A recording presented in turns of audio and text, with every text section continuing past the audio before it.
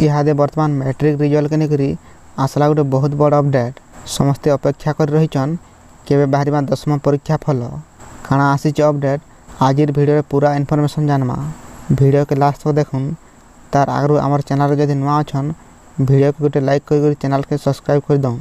समस्ते अपेक्षा कर रहीतिले ई मे मास 2 नंबर सप्ताह सुधा मैट्रिक रिजल्ट प्रकाश पाइबा बोली, किंतु किसी समस्या लगी परीक्षा फल मे मास 2 नंबर सप्ताह रे प्रकाश पाइलानी। बहुत न्यूज रे सबे गुटे गुटे डेट बतौछन एते तारिख रे बाहरबा सेते तारिख रे बाहरबा, किंतु इहादे तक भी कोनसी कन्फर्म डेट आसी पारिनी जे ई डेट रे 10मा परीक्षा फल बाहरबा बोली।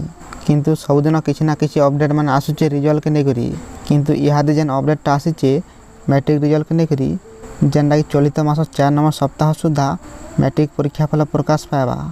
मे मासर शेष आड़ के 10मा परीक्षा फल प्रकाश पाइबार के माध्यमिक शिक्षा परिषद लक्ष्य रखिचे।